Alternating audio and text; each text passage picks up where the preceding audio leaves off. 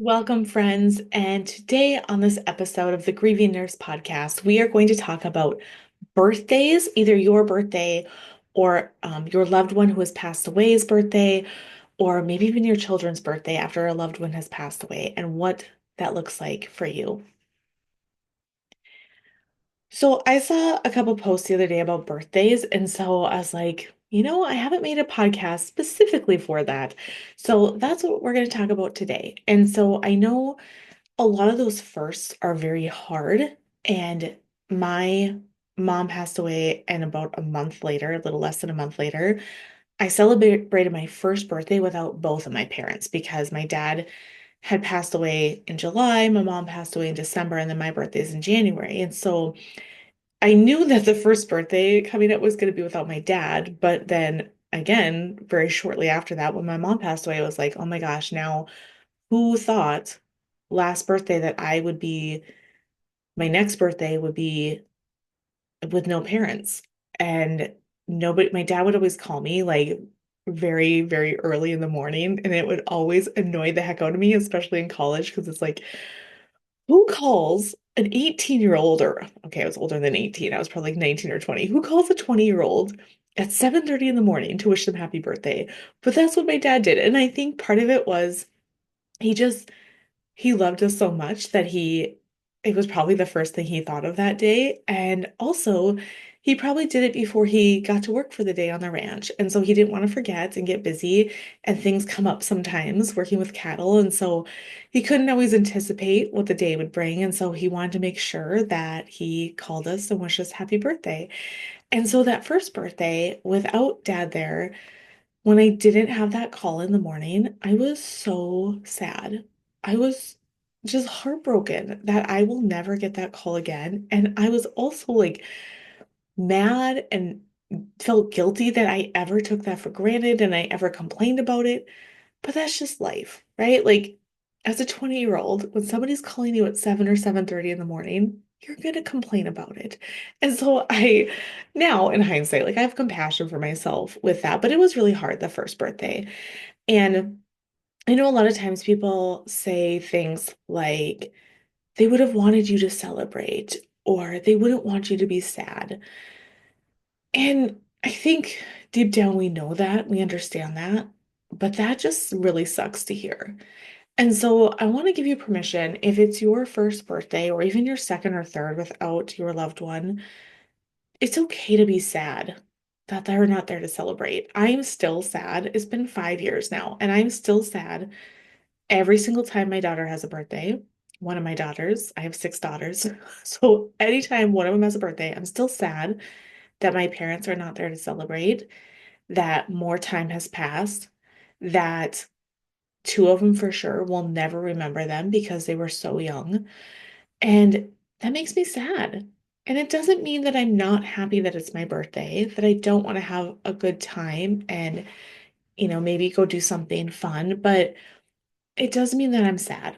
And so I encourage you, if that's you, to find a place where you can just allow that feeling for a few minutes. And I will walk you through that shortly of what that means to allow it. But also maybe you need to journal. Maybe your spouse or you have a friend who you really can lean on it and be like, I still want to go celebrate, like, but I just want to take a moment and I'm really, really sad and I need a hug. And to lean on that person and to kind of turn to them for a little bit of extra comfort.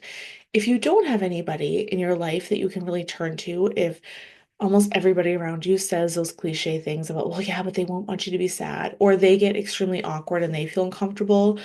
So they're like, well, yeah, but like, okay, but you're almost ready to go. Like, just kind of you feel dismissed, that I invite you to then allow the feeling. And in order to do that, I want you to name the feeling. And sometimes just naming the feeling helps and helps you get control over that feeling.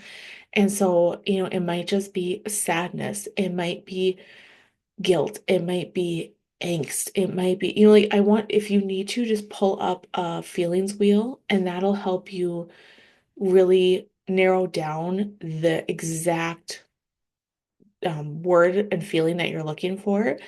But I know for me, it was just, it really was sad. And I feel like almost that doesn't describe it accurately, but it was a sadness where I know that they're not coming back.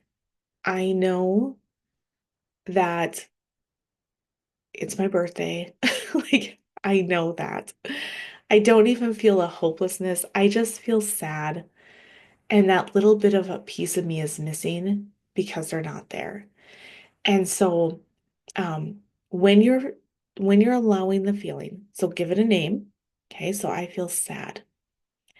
And then I want you to describe it. And like I said, if you're just new at this and just practicing, that's fine. Sometimes just saying like I'm sad and that's what I'm feeling right now, that's enough to recognize that and then say, okay, like I'm gonna make sure that today I make sure I have enough water, that I eat at the proper time so I'm not extra hungry. Otherwise, that tends to like bring up extra emotions in me, that I take a break if I need to, whatever that looks like. But as you're feeling the feeling, describing it, describing where it's at in your body. So when I felt that sadness, it just felt like there was a hole in my chest.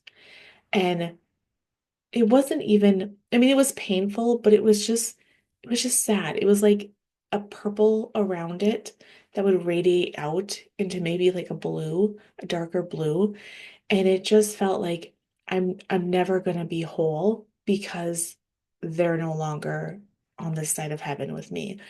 And so really describing that, really sitting with that, that feeling will pass away in 60 to 90 seconds. And so I also want to give you guys a few tips on if you're leading up to your birthday or even if the person who passed away. So like this post that I was reading, it was her brother. And it would have been his 20th birthday, but he passed away when he was 17. And so um, it really, it hit her because like he's always forever 17. And then about um, 10 months later, his mom passed away. And so she passed away 3 days after what would have been her brother's 18th birthday. And so um she knows they're together, she knows they're not in pain, but it still hurts, right? Like it's still like again, it's like that missing piece of you. And so to set yourself up so when you know that there's birthdays, anniversaries coming up, and then even like your own birthday or like I said, your children's birthdays, it never really upset me about my husband's birthday. Like I don't know. Like it would just really hit me more with my kids' birthday. And so I think it's just the fact of like you can see how much they grow each year and just the memories that they're losing of my parents that just hit harder. And so um to set yourself up to have a good day, the best day that you can, right? So what does that mean? Maybe it means you still want to have a celebration, you still want to do something, but what does that look like? If you want it to be low key, that's fine. And then communicate that to those around you, right? Knowing that sometimes we have to be our own best advocate, and that self-care in those moments is just saying, I don't want to go out. I want to stay in.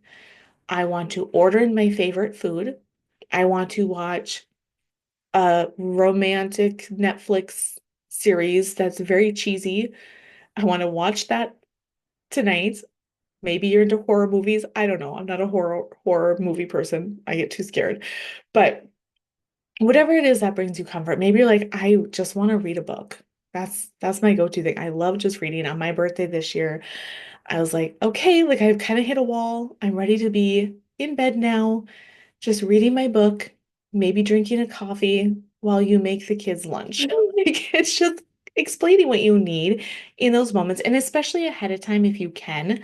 So that way you're not in the moment just like overwhelmed with the emotions and then being like, I don't know what I need, right? And just expecting other people around you to know for you. And so really name the feeling, allow the feeling, and then ask yourself, what do I want to do on this birthday?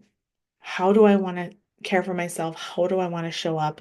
And just know that there's no wrong answer, right? Like you can go and you can maybe like, no, I want to go and I want to whoop it up in memory of my sister or sister-in-law. Like they would like, I want to party for them. That's what they would have wanted, but it's also what you want and it's what makes you feel good. Then go for that. If you're like, no, what I really need is I need quiet time away from people. I don't want to make a big deal about it. Maybe we can go out to eat, but even that, I want to play it by ear. And that's a lot of times what I say is I have two options. We're either going to go out, we're going to go do these things, or option B is nope, I'm going to be bawling my eyes out that day. And so I'm just going to stay in bed and we're going to have pizza and it's going to be fine. So plan option A and option B. So then you also know going into that day, okay, like, hey, everybody, we're going with option B. Okay. So I hope that's helpful. Um, Go to nursegriefcoaching.com to book your free grief consult so I can get more specifics from you and help you in your grief. And I can't wait to hear from you guys. Nursegriefcoaching.com. And I will see you next time. And I hope that you have the very best possible day that you can.